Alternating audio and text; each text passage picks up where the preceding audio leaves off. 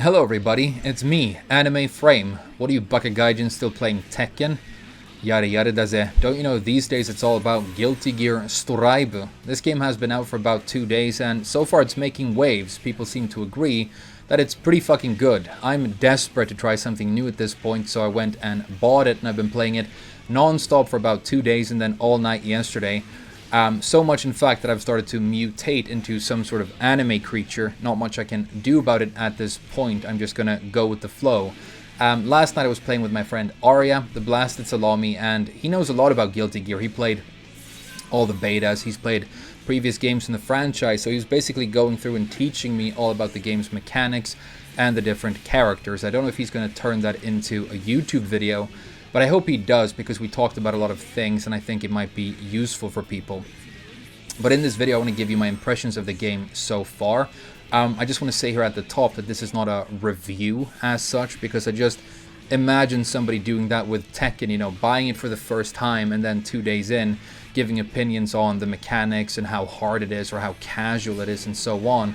My response to that would be, you know, come back after 2 or 3 years and, you know, then tell me what you think. So when it comes to these 2D anime fighters, I am a complete layman, not even a layman, so just take what I say with a grain of salt.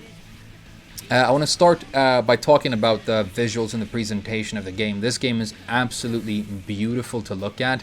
I'd seen trailers and gameplay videos before, but when you have it playing in front of you on a decent computer, it is absolutely beautiful. It has that distinct Arc System Works kind of style where the frame rate is kind of low and weird, but that's like an intentional style choice to make it look more like anime. And it's a bit jarring at first, but once you get used to it, I actually think it adds to the presentation of the game.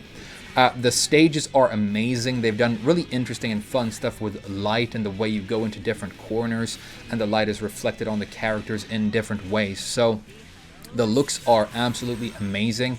As are the animations. You know, it's really bright, a lot of colors, a lot of animation. It's kind of difficult to keep up when you're as old as me and new to the game, but once you get into it, it's not that confusing. So it looks amazing. In terms of the superficial parts of the game, the only thing that I'm not a big fan of, and this is something people have talked about a lot already, is the music. They've gone with rock music in this one, and they have tracks almost exclusively with lyrics playing in the background. And when you have characters talking, you have a narrator that is talking. You know, when you get a counter hit, when something happens, the narrator actually speaks during the round, and then you have constant talking in terms of the lyrics in the background.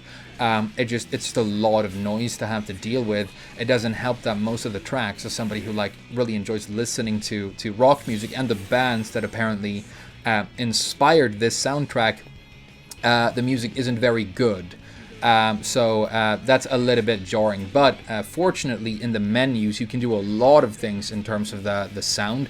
You can turn down sound effects, you can turn down voices if you want to, you can turn off the music, so you can set this all to a level that you like. And if you're not a fan of the music like me, you can turn that completely off, and then you can play, you know, the actual Red Hot Chili Peppers in the background as you play the game, or Guns N' Roses or whatever. So I think that's absolutely amazing, and that's what we should talk about next. This is the utility with the UI and the options that you have. The practice mode in this game is absolutely amazing in terms of utility. Not only do you have like all these things you can do with the test dummy, the command list is so great. If we had something like that for Tekken, I think it would completely change the way people learn that game, because you look at the command list and every move has like instructions with it. Like, this move is used for this. This is an anti-air move. It links into this, this, and this, which is just a really cool idea. I've heard some Guilty Gear veterans saying that they feel a little bit boxed in by the design this time around, because it's more about, you know, in fighting games, that journey of discovery where you find the different things you can do, and sometimes you even find exploits. Like Arya was saying yesterday, the Korean backdash cancel, for example, you know, started out as an exploit, an oversight in the mechanics, but then it was embraced by the developers and it stuck around. But now it's more like you kind of have to play the way the developers intend for you to play. but I'm sure people are going to find stuff as time goes on. The UI is amazing. Everything is intuitive and has a really high level of polish. It almost feels a bit like a Blizzard game, the way just even moving a cursor around the menus feels good and has a kinetic vibe to it. You also have extremely good tutorials. There's like a mission mode you go into where it gradually teaches you all the different mechanics and things you can do in the game. So compared to something like Tekken, learning this game is going to be much more of an ergonomic experience, and I think this is pretty much the gold standard for how to do it, and I think other fighting games can learn a lot from the way this has been done right here. As somebody who is completely new to this franchise, I've felt completely embraced by this game, and I feel like it really wants me to learn and enjoy it. That's not to say that it doesn't have difficulty at all, and maybe we should talk about the roster next. I've played a bunch of different characters so far. The ones that appealed to me right off the bat were Ino, who's on the screen right now, and Potemkin, who I thought was really cool as well. A really cool design for a grappler character, you know, that slow lumbering feel that you have on 2D grapplers where you can't really move around that much, but once you get in close, you're absolutely terrifying. I think a much more successful design for a grappler than what we have in Tekken, where the grappling characters are extremely all around and can do almost anything any other character can. They're not forced to rely on close range grappling as much, but Potemkin really is, and then Ino as well. But messing around with them, with Potemkin, the combos are kind of easy. I could do like optimal stuff, canceling into supers within 30 minutes of picking that character up. But with Ino and a couple of the other characters, I played a lot of Axel, I played a lot of Ramlethal. There are actually some pretty difficult execution combos that you have to work on. Apparently it's easier than previous games in the Guilty Gear franchise, but there's still a lot of work to be done. I played this with PS4 pad. I didn't use my stick for this, and my hands were exhausted after a couple of hours in practice mode. It's kind of like playing, a 2D character in Tekken, like Elisa. The main difference being that you're constantly doing things and almost never hanging back. And maybe we should talk about mechanics next. So the standout thing I've learned about Guilty Gear, especially this version of Guilty Gear, I think, in these last 2 days, is that this game completely focuses and encourages offense. It wants you to attack all the time, and it really permeates every single facet of the entire design. So you've probably seen it on the screen already, but something called positive negative exists. And what this is if you keep backdashing and moving backwards too much, the game will warn you, it will flash danger, and if you keep going, moving backwards and being defensive after that, the game completely takes away all of your meter. And meter is extremely important in this game. You use it for all kinds of things. Losing your meter is a complete disaster. So when you get in danger, the game is telling you that you have to stop turtling and you have to stop attacking, and you can't keep backdashing or jumping backwards. So it's the polar opposite of Tekken in that sense. Ino's about to break the wall here, and you can say it's going to say positive right there.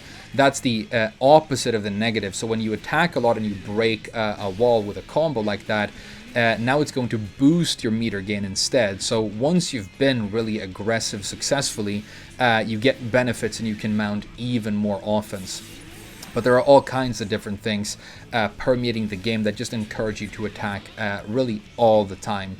And it's not a game like Tekken where you focus more on evasion and movement and patience, as far as I can tell, even when you're playing slower characters like Potemkin. So that's something to get used to as a Tekken player. Like, my first instinct when I play this game was obviously move backwards, keep watching the opponent, look for openings. But what you really want to do is just lay into the opponent and do a lot of moves, no matter what character you play. If that sounds naive, I'm sorry, it might not be the whole truth, but it seems to permeate, and based on what Arya told me yesterday as well, pretty much every single facet of the design. With mechanics, there are a lot of them, many more than in Tekken. You've got meter burn, which you can burn in a bunch of different ways. You can burn it on supers. You have 2 supers per character, but then you can also use it for these different burst moves that can be all kinds of things. You can use them to cancel moves, to lengthen combos. You can use them to get opponents off you. You can use them to like freeze time and stuff.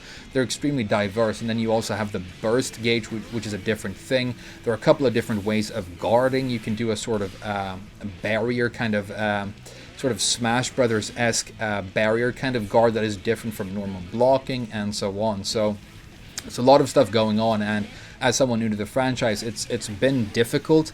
I've been told so far that this is actually a casual and easy to pick up Guilty Gear game, but as far as I can tell, there's still a lot of stuff to learn and to keep up with. But I'm only a couple of days in, so we'll see what happens. But it's going to take a while, I think, before I can play anything that resembles a real, decently high-level match in this game. But I'm looking forward to getting to that point, and maybe that's the important part and what I really want to say with this video. There were a couple of moments when I was playing this game for the first time 2 days ago, when I was messing around with Ramlethal and Potemkin, when I landed a combo or did something really satisfying successfully, and this weird fuzzy feeling and excitement sort of coursed through my body. And I remember, how good and cool it felt to pick up Tekken for the first time and to, learning how to get good at that game. So I'm fascinated and interested, and I really want to learn more about this game and get to a decent level. As far as who I'm going to main right now, I actually think that I'm going to end up playing Ino, because I feel like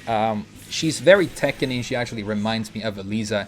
She's got the dive kicks, same as Elisa. She's even got moon glide stance, basically, and she's mix-up based, which is, something that I understand being a Tekken player. And she also has kind of a go-to, easy-to-understand play style that you can start out with. She covers, her approach with projectiles, and then she flies in with her stance or her forward dash and applies mix-ups. And her combos seem easy enough to do. They're not the most difficult combos. It's kind of an advanced character based on what people are telling me, but not, Zatoichi level. Zatoichi in this game, people have been talking about him being quite possibly the most advanced character in any fighting game, which is a strong statement, but it's apparently something to behold when you try and learn that character. I'll look into it eventually. I also really like Axel. I think he's really cool because, I'm a fan of that band, but he also has a lot of personality. He's just fun to look at. Although I'm not a huge fan of zoning playstyles when it comes to fighting games. But so far, presentation is extremely cool.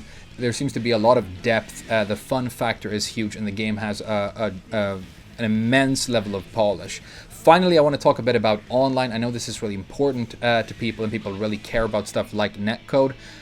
So far, the netcode in this game is pristine. It's perfect. I mean, I played online a lot yesterday. I went into online practice mode, which you can practice with a friend online in this game, which is a really cool feature. And so far, I can basically not differentiate between offline and online almost at all. It seems to have just extremely good connectivity. There are a couple of issues with the servers and stuff because the game is so new, but I have no doubt they're going to have that sorted out within a couple of days or a couple of weeks, and then it's going to be just really enjoyable to play this game online as well. There's a lobby system where you have to kind of go into a room and, mess around and find people to play with. It doesn't match you up as seamlessly as, Soul Calibur or Tekken, and I think I would have preferred that, but apart from that, it seems to be really good. So I have very few criticisms when it comes to this game. It's just, not really my cup of tea how it's so extremely anime.